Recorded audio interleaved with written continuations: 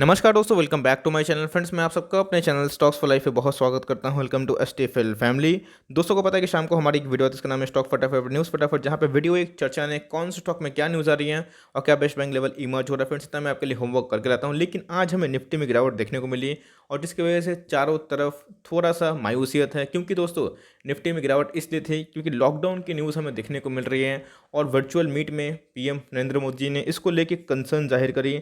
और देखिए दोस्तों, शॉर्टर्स को ये बहाना चाहिए, लेकिन उसी बीच में मैं 25 स्टॉक को कवर करूंगा और आपके बहुत सारे स्टॉक्स उसमें मिल जाएंगे। जिनका नहीं हो पाएगा कोई दिक्कत नहीं, कमेंट बॉक्स में जरूर ड्रॉप करिएगा, मैं ट्राई करूंगा सबका क्वेरी सॉल्व करने का। बट दोस्तों, लेवल्स जान लीजिए और कौन से स्टॉक में क्या न्यूज़ आ रही है उसको भी जान लीजिए, तब जाकर आपको मीन्स बड़े डायरेक्शन में जाने के लिए हेल्प मिलेगा। चैनल फर्स्ट टाइम होंगे सब्सक्राइब कर सकते हैं इसे क्वालिटी इन्फॉर्मेशन को सबसे पहले एक्सेस करने के लिए। Now without delaying for time, let's begin. तो गाइस, स्टार्ट करता हूं एचएलई ग्लास कोड से। जी हां दोस्तों, बीच में बहुत ही भाग रहा था और हमें कंटिन्यूसली इसमें रैली देखने को मिल रही थी। आज हमें 5% की लोअर सर्किट देखने को मिल रही है। जैसे मैंने बताया कि आज निफ्टी में गिरावट थी बिकॉज आज एफओएमसी का भी दोस्तों आउटकम आने वाला है। तो जो बहुत बड़े बड़े प्लेयर्स हैं वो कोशिश करेंगे कि प्रॉफिट बुक अगर निकला जाए। और मार्केट का बात की जाए दोस्तों, डोमेस्टिक मार्केट में, ये तो अंतर्राष्ट्रीय मार्केट की बात नहीं है, लेकिन डोमेस्टिक मार्केट में महाराष्ट्र में बहुत जगह पे लॉकडाउन लग चुका है, जिसकी वजह से भाई प्रॉफिट बुकिंग होगा। तो फंडामेंटली अच्छी कंपनी वो भी गिर रहे थे। तो दोस्तों, छोटी मोटी कंपनी तो गिरेंगे ही, लेकिन स्टॉक खराब नहीं है, आपके पास है, लॉस में निकलना का रिकमेंडेशन नहीं है, होल्ड एंड कंटिन्यू कर सकते हैं। लेकिन सही बाइंग करनी है, थोड़ा वेट एंड वॉच कर सकते हैं। अगर दोस्तों इस स्टॉक को आपको 2250 या फिर 2150 मीन्स 2250 या फिर 2100 के नीचे मिलता है तो मुझे लगता है चाहे तो बाई कर सकते हैं। आप देख सकते हैं कि बहुत ही रैली आ चुकी थी और जिसकी वजह से स्टॉक में कंटिन्यूसली अपर सर्किट लग रहा था, उसके बाद गिरावट देखने को मिल रही है। तो अभी थोड़ा वेट एंड वॉच करिए, लेकिन लॉस में मत निकलिएगा, टाइम दीजिए। कंपनी बुरी नहीं है, लेकिन बीच में बहुत दिन से भाग चुकी थी, तो इसमें प्रॉफिट बुकिंग होना तय था। जी हाँ दोस्तों, बहुत ही अच्छी कंपनी है। एसटीएफएल का टॉपिक है, जीरो डेट वाली कंपनी है, इंद्रप्रस्थ गैस लिमिटेड। दोस्तों, ये सब कंपनी एकदम पैसे सिक्योरली बनाएगी। यस, गिरावट का सामना देखने को मिलता है, लेकिन दोस्तों स्टॉक मार्केट है, ये वोलेटाइल मार्केट भी इसको बोला जाता है, बिकॉज कोई फिक्स रिटर्न देखने को नहीं मिलता है, बहुत ज़्यादा मिलता है या फिर गिरता भी है। लेकिन देख सकते हैं कि ये सब गिरावट में दोस्तों जिन्होंने हिम्मत रखी है उसने अच्छा खासा रिटर्न देखा है। तो मेरे हिसाब से दोस्तों ये जो डिप है ना, आपके लिए बाई हो सकता है। अगर आपके पोर्टफोलियो में एक ऐसा स्टॉक चाहिए जो गैस सेक्टर का हो, जिनके पी ठीक ठाक हो, रिजनेबल हो, जिनमें ग्रोथ हो, जिनके कॉर्पोरेट गवर्नेंस भी अच्छे हों, तो भाई मुझे लगता है कि ये कंपनी ऐसी है जो 500 के लेवल पे एकदम आपको मिल रही है, चाहे तो उठा सकते हैं। और मुझे लगता है गिरता है दोस्तों, अगर 500 लेवल उठता है आपको 480 या फिर 475 के लेवल पे देखने को मिल सकता है, लेकिन इसका वेट मत करिए। ऑलरेडी दोस्तों स्टॉक आपको 94 रुपीज़ डिस्काउंट में अवेलेबल मिल रहा है, इसकी ऑल टाइम हाई 94 है। अगर दोस्तों ये 500 से कभी 600 पे जाएगा तो 20% प्रॉफिट हो जाएगा, ऐसा सोचिए। और गिरे तो अगर आपको पोर्टफोलियो को डाइवर्सिफिकेशन चाहिए तो ऐसे स्टॉक को रखिएगा। ये सब दोस्तों नेवर सेल की कैटेगरी में है। आप देख सकते हैं कि बहुत ही सुंदर चार्ट पैटर्न है। अगर ये सब स्टॉक को अगर आप लॉस में निकलते हैं तो कुछ कहा नहीं आ सकता है। ऐसी कंपनी को दोस्तों बाई एंड कंटिन्यू प्लीज करिए। थायरोकेयर की बात की जाए, जी हाँ दोस्तों, थायरोकेयर टेक्नोलॉजीज मुझे कंपनी ठीक ठाक दिखाई पड़ती है। बीच में इस कंपनी ने क्या किया था, अच्छा खासा रैली दिया था, अब उसके बाद हमें एक गिरावट का सामना करने को देखने को मिल रहा है। कंपनी बुरी नहीं है, मैंने एनालिसिस करने की कोशिश करी है, आपके पास है, होल्डिंग कंटिन्यू करिएगा। इधर पे दोस्तों कुछ ज़्यादा ही इसमें गिरावट देखने को मिल रही है।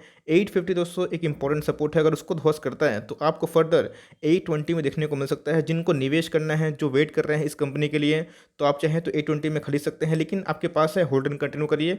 अगर आपने इधर पर टॉप पे भी लिया है, चाहे तो थोड़ा एवरेज कर सकते हैं। कंपनी बुरी नहीं है, आपको समय लगेगा, उसके बाद दोस्तों मे भी इसमें ब्रेकआउट देखने को मिल जाए। कुछ सोचना ही नहीं है दोस्तों। बर्जर पेंट वाला मीन्स बर्जर पेंट होगा, एशियन पेंट होगा, ऐसी कंपनी है मीन्स लॉन्ग टर्म में वेल्थ एकदम हंस के बनाएंगे।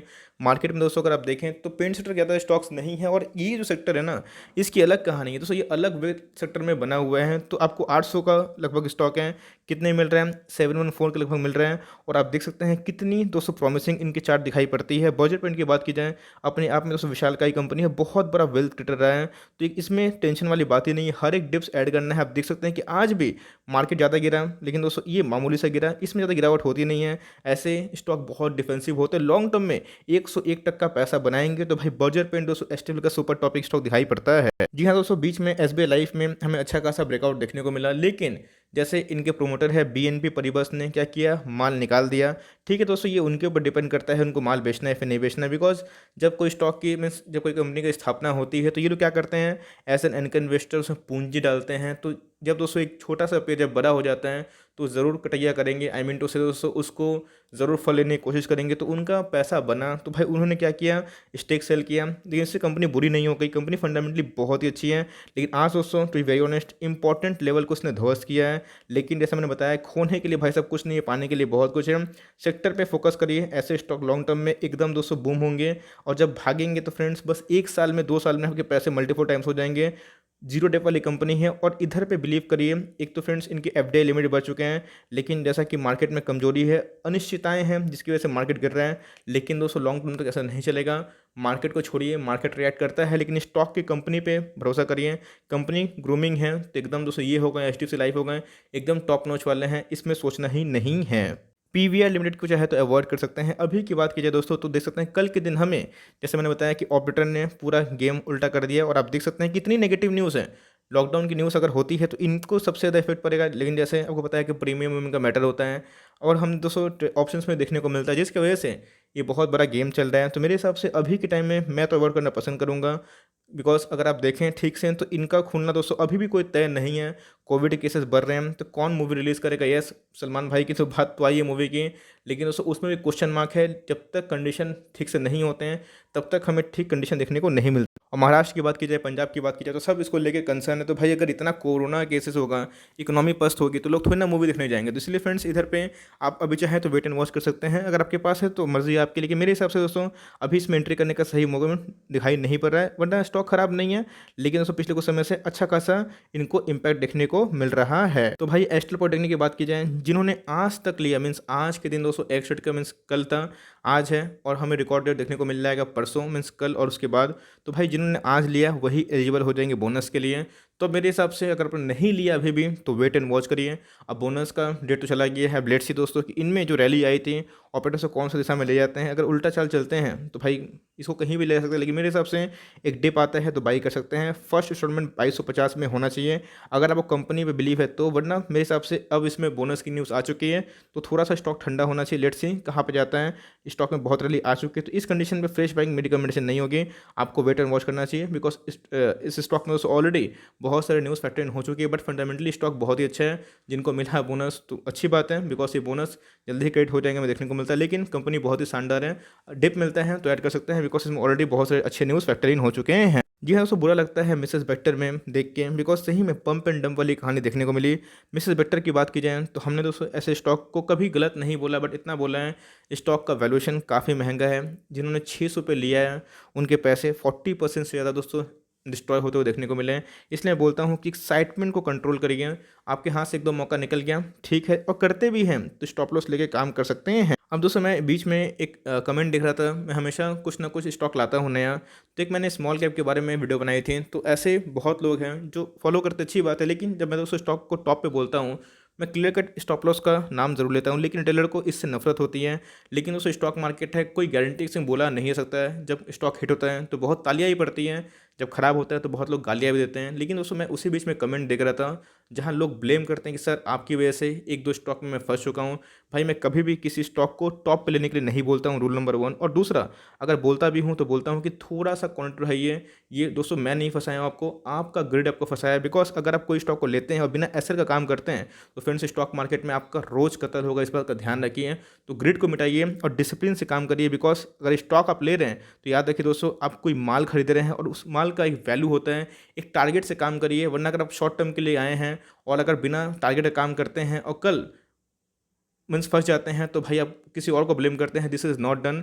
मैंने कभी भी कोई स्टॉक पे लॉन्ग टर्म का, भाई स्टॉक क्यों ना हो, ऑल टाइम हाई पे उतना बल्क निवेश करने के लिए रिकमेंडेशन नहीं दी है। बहुत सारे स्टॉक्स में बनाता हूँ तो मेरी रिकमेंडेशन यही है कि देखिए अगर आप निवेश करते भी हैं तो टॉप पे थोड़ा करा करिए, और जहाँ पे हॉट स्टॉक है वहाँ पे एसएल लेके काम करिए, तभी तो सब स्टॉक मार्केट में अच्छा खासा मुनाफा कमा सकते हैं। तो एनीवेज कोई दिक्कत नहीं है, बहुत सारे सब्सक्राइबर है, सबका अलग अलग मानसिकता होता है। एनीवेज लेकिन मिस्टर विक्टर की बात की जाए तो भाई अपने वैल्यूएशन से बहुत ही अच्छा ज़्यादा प्रीमियम पे ट्रेड हो रहा था। और मैंने क्लियर कट बताया है, अगर मैं चुनना हुआ इसमें ब्रिटानिया में, मैं सीधा दोस्तों ब्रिटानिया को चुनूंगा। बिकॉज मुझे उसके वैल्यूएशन महंगे नहीं सस्ते दिखाई पड़ते हैं, और मैं इसको इतना वैल्यूएशन क्यों दूँ ये सबसे इंपॉर्टेंट है। अब जिन्होंने दोस्तों बल्क लिया है तो भाई उनके पूरे पैसे साफ़ हो चुके हैं। लेकिन ठीक है, अगर आपके पास है तो लॉस मत निकलिएगा। बस इतना बोलूँगा कि आपको लंबा टाइम देना पड़ सकता है, भले 1-2 साल ही क्यों ना लगे, आपके पैसे रिकवर होने के चांसेस हैं। अब ये स्टॉक बहुत ही गिर रहा है बिकॉज़ वैल्यूएशन के वाइज़ काफ़ी महंगा हो चुका था। लेकिन ठीक है, अगर बहुत दिन को निवेश करना है तो मुझे लगता है कि अभी खराब नहीं, लेकिन ध्यान रखिएगा इसके पहले ब्रिटानिया हमारा फर्स्ट चॉइस होता है, उसके बाद ही अगर आपको कंपनी पसंद हो तो निवेश करिएगा, अदरवाइज़ इसको वेट एंड वॉच कर सकते हैं। जी हाँ दोस्तों, भारतीय एयरटेल एकदम उतना कमज़ोर दिखाई नहीं पड़ा, बीच में कमज़ोरी थी लेकिन आज उतना कमज़ोर दिखाई नहीं पड़ा, माइनर सही था। लेकिन अगर लॉकडाउन कभी होता है, नेगेटिव सेंटीमेंट होते हैं तो इनके बिजनेस मजबूत होंगे और वर्क फ्रॉम होम का पता है अभी भी कंटिन्यू चल रहा है, तो आईटी के बहुत सारे स्टॉक्स में अच्छा खासा रैली देखने को मिलेगा। इनके बिजनेस में घंटा कुछ फ़र्क नहीं पड़ेगा। तो मेरे हिसाब से जो लोग खरीदने का सोच रहे हैं तो 505 से लेके 515 ये दोस्तों इनके अल्टीमेट बाइंग जोन पे आ सकते हैं। शॉर्ट टर्म ट्रेड के लिए 550 मीन्स 550 से लेकर दोस्तों 570 तक मुझे टारगेट दिखाई पड़ता है। चाहे तो 505 पे अगर मिले तो उधर मुझे ठीक ठाक मार्जिन दिखाई पड़ रहा है। 495 10 रुपये का एसएल लेके आप चाहें तो 50 रुपये का ट्राई कर सकते हैं। इधर पे दोस्तों एक स्विंग ट्रेड बन सकता है, जो मैं क्लियर कट बोल रहा हूँ कि स्विंग ट्रेड के लिए आराम से जा सकते हैं। ओके नाउ तो वैभव ग्लोबल, जी हाँ दोस्तों, बीच में मैंने वैभव ग्लोबल को कवर किया था, उसमें मैंने 2 बात बोली थी। जब मैंने वैभव ग्लोबल को कवर किया था 3800 और 3900 के लगभग दिखाई पड़ रहा था। उसके बाद मैंने बताया कि मीन्स 3950 को लेकर एसएल लेके फर्दर पोजीशन बना सकते हैं।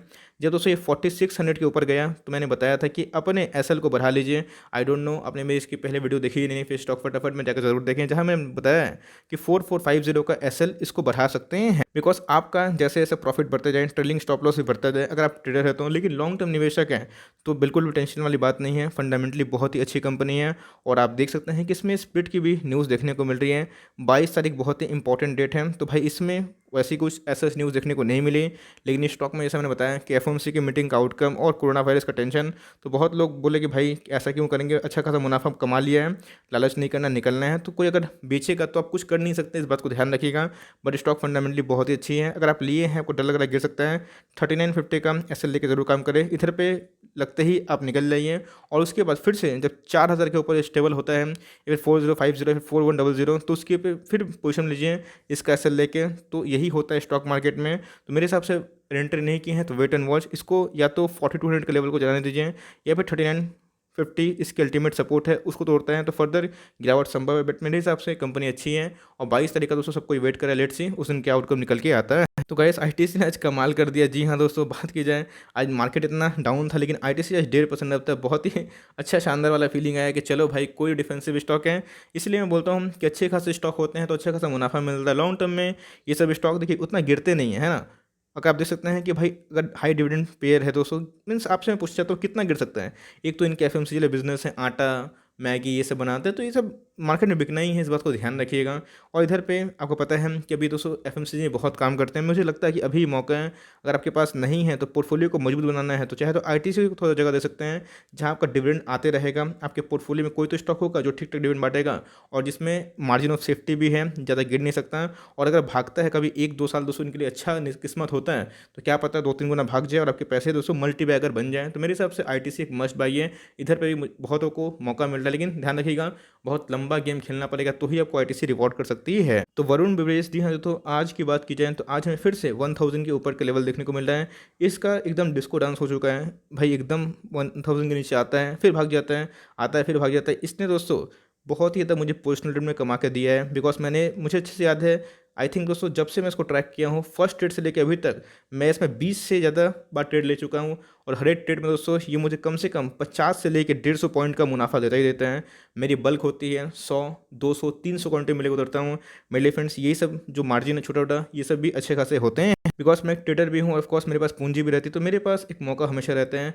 तो जो आराम से निवेश करना चाहते हैं लॉन्ग टर्म के लिए, स्टॉक फंडामेंटली बहुत ही अच्छी है। लेकिन ध्यान रखिएगा कोरोना बढ़ेगा तो इनके पेप्सी वाले बिजनेस पे भी थोड़ा सा इफेक्ट पड़ सकता है। बट फंडामेंटली जैसे मैं बताया कि मोनोपोली बिजनेस पे काम करती है तो बहुत ही अच्छा है।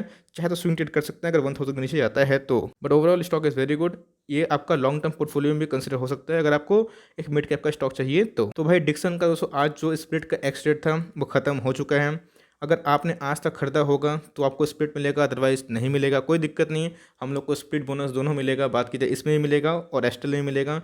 तो अब स्प्लिट के बाद ही मेरे हिसाब से खरीदना रिकमेंडेशन होगा। बट आपके पास है एकदम माल दबा के बैठे हैं। ये सब दोस्तों लॉन्ग टर्म में बहुत ही बड़ा वेल्थ गेटर, इस बात को ध्यान लगा सकते हैं। तो भाई हेरम्बा की बात की जाए तो जी हाँ दोस्तों, जितने भी स्टॉक्स हमें देखने को मिले आजकल के समय में एकदम दोस्तों हमें क्या देखने को मिल रहा है, पंप एंड डंप। मैंने देखा कि बहुत सारे स्टॉक, जैसे मैंने बताया कि मिसेस बेक्टर हो गए, बर्गर किंग हो गए, हिडिंबा में वही पैटर्न देखने को मिल रहा है। फिर से आज हमें 6.5% की गिरावट देखने को मिली, लेकिन स्टॉक दोस्तों बुरा नहीं है। जैसे मैंने बताया कि प्रीमियम हाई था, सबका हाई था, बिकॉज 14-15 हज़ार के लेवल पे सबको चाहेगा कि उनके प्रीमियम हाई पे ही लिस्टिंग करवाते हुए देखने को मिले, इसलिए सारे स्टॉक्स ही अच्छा करते हुए दिखाई पड़े। लेकिन ऐसा मैंने बताया कि थोड़ा सा अगर फियर होता है तो प्रॉफिट बुकिंग देखने को मिलेगी।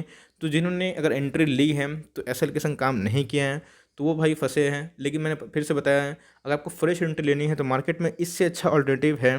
तो अगर आपके पास है तो होल्ड एंड कंटिन्यू कर सकते हैं। लॉस में बेचना तो दोस्तों रिकमेंडेशन नहीं है।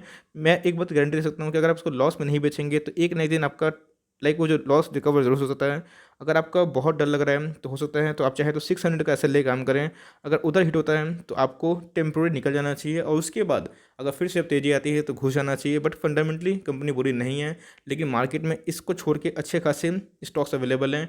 आज मिड कैप स्मॉल कैप गिरे तो भाई ये भी गिरा, बिकॉज प्रॉफिट बुकिंग दोस्तों अच्छी खासी देखने को मिल रही है सारी जगह पे। तो कल मुझे दोस्तों 2-3 कमेंट देखने को मिले कि सर आईएफसी पे इतना वीडियो क्यों। भाई अगर आईएफसी के ऊपर या फिर किसी के ऊपर न्यूज़ आएगी, अगर मैं कोई स्टॉक को रिकमेंडेशन देता हूं तो मेरा फ़र्ज़ बनता है कि उस न्यूज़ को कवर करूं। बिकॉज मुझे पता है कि बहुत लोग आजकल फॉलो करना स्टार्ट करे हैं, तो मेरा काम बनता है कि जो न्यूज़ है उसकी ऑथेंटिसिटी से बताऊं। अब मीन्स जो इनके रेलवे मिनिस्टर हैं उन्होंने सीधा बोला कि प्राइवेटाइजेशन नहीं होगा, अगर होता भी है तो रेलवे के कंट्रोल में ही सब कुछ रहेगा। ये तो बहुत ही ब्रेकिंग न्यूज़ है।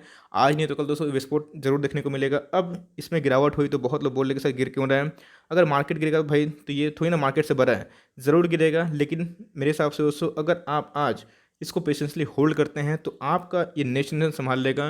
बिकॉज प्राइस को कभी जज मत करिए, क्वालिटी को जज करिए। आज प्राइस को जिसने जज किया, सारे लोग बर्गर किंग में फंस गए हैं। इससे रिटर्न जनरेट नहीं किया, मैं इस बात को मानता हूँ। लेकिन दोस्तों याद रखिए, इसमें बबल भी नहीं है, झांक भी नहीं है। ये क्लियर कट उसी भाव पे है। तो जब ये भागेगा तो आप पकड़ नहीं पाएगा, और खोने के लिए कुछ नहीं है। खोने के लिए है तो 1-2 पॉइंट, और पाने के लिए बहुत। तो बहुत तो बोल रहे हैं कि सर एक भी से बाई सिग्नल नहीं देखने को मिला। 222 सिग्नल खोजते खोजते निफ्टी 7,500 से लेके कितना हो चुका है, 15,000।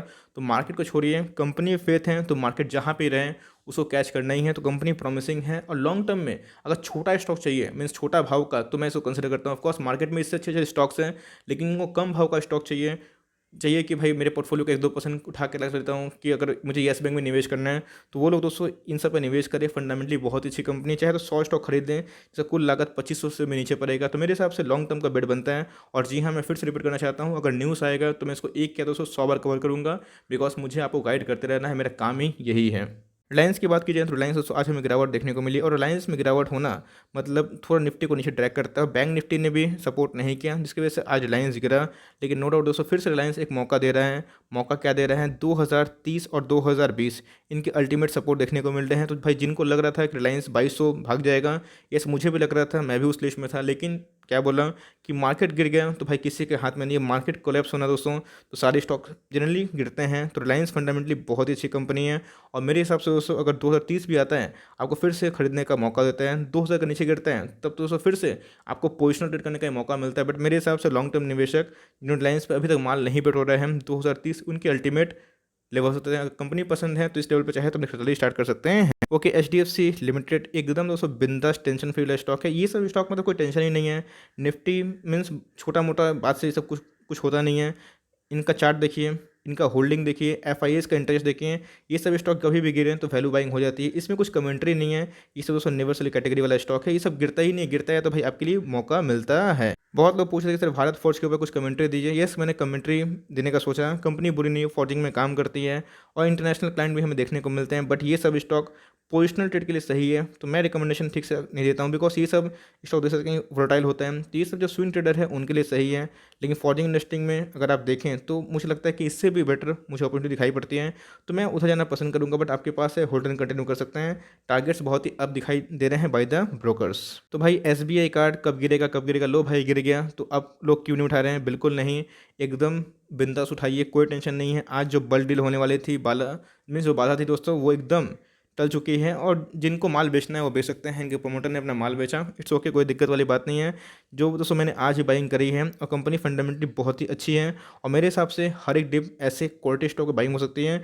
ख़राब न्यूज़ ये है कि 1000 के नीचे क्लोजिंग हुई है, लेकिन जैसे मैं बताया कि अच्छी न्यूज़ ये है कि आपको सस्ते भाव पे खरीदने का मौका मिल रहा है।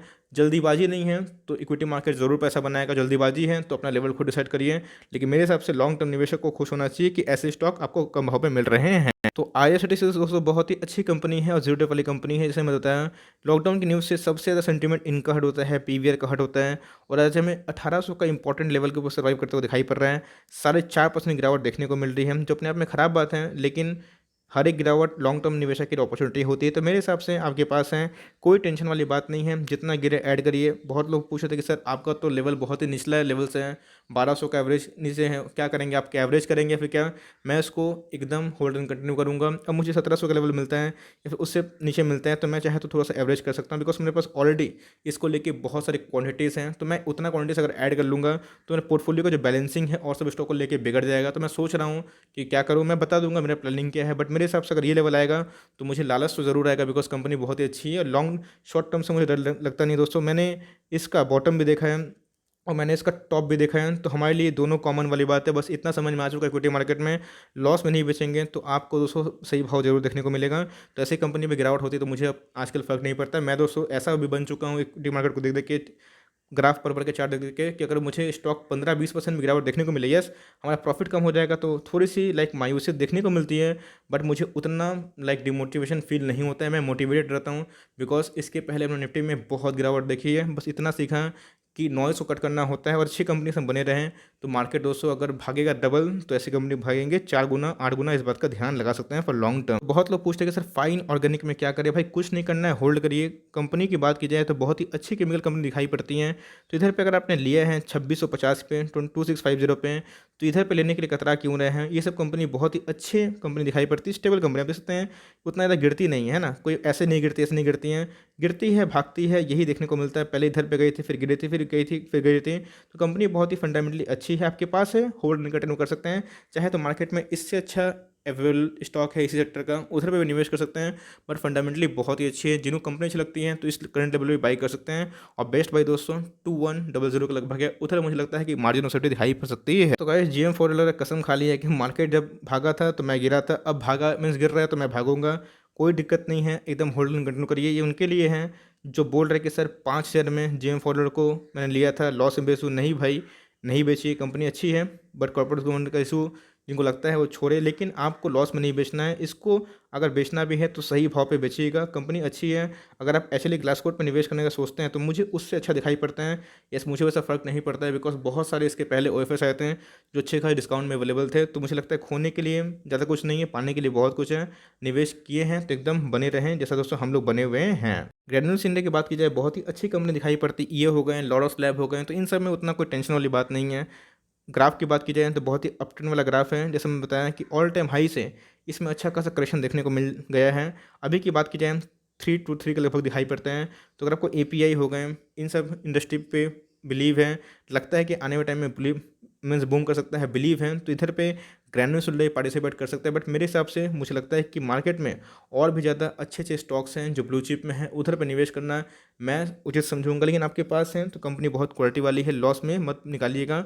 आपके पास नहीं है तो 315 के नीचे बाई कर सकते हैं फॉर लॉन्ग टर्म। सो भाई at last but not the list, Balrampur Chini Mills. मैं दोस्तों कभी इसको कवर किया नहीं हूँ, लेकिन बहुत लोग बोलते हैं कि सर चीनी का स्टॉक बताइए। तो आप देख सकते हैं कि चीनी का स्टॉक देख सकते हैं, इधर पे क्या है, शुगर मिल वाला। तो ये सब स्टॉक बहुत ही वोलेटाइल होते हैं। जब भी गर्मी आती है तो इनका डिमांड मार्केट में बढ़ता है, बिकॉज बहुत सारे कोला सॉफ्ट ड्रिंक बिक्री होते हैं। तो इधर पे गर्मी आने टाइम में दोस्तों ऑल टाइम हाइच होते हैं। तो ये सब स्टॉक में लॉन्ग टर्म निवेश मुझे आइडियल दिखाई नहीं पड़ता, बिकॉज देख सकते हैं बहुत ही वोलेटाइल स्टॉक दिखाई पड़ता है, गिरता है भागता है, गिरता है भागता है। तो मेरे हिसाब से जो पोजिशनल ट्रेडर हैं उन सबको स्टॉक ने अच्छा खासा मुनाफा दिया है। बट बहुत लोग बोलते हैं कि सर अगर आप चीनी कंपनी पे किसी को निवेश करना हुआ तो भाई इधर पे बलरामपुर चीनी अच्छी लगती है, बट कोई रिकमेंडेशन नहीं है, अब निवेश मत कर दीजिएगा। मार्केट में मुझे लगता है कि इस कंपनी को छोड़ के, इस इंडस्ट्री को छोड़ के अच्छे खासे वेल्थ क्रिएटर इंडस्ट्री है, तो उधर पे निवेश करिए और बिंदास पैसा कमाइए। So for timing that's end of the stock फटाफट सीरीज। आई होप दोस्तों आपको बहुत गाइडेंस मिला होगा इस वीडियो के माध्यम से। वीडियो अच्छी लगी तो एक लाइक कर दिएगा, चैनल फर्स्ट टाइम होंगे तो याद से सब्सक्राइब भी करना ना भूले। फर्दर कोई डाउट उसको ड्रॉप कर सकते हैं, और कोई स्टॉक का रिव्यू इसका नाम भी ड्रॉप करेगा। I would love to make a video on your demand. तो गाइस मिलते हैं जल्दी ही, तब तक के लिए bye. Thanks for watching friends, God bless you all.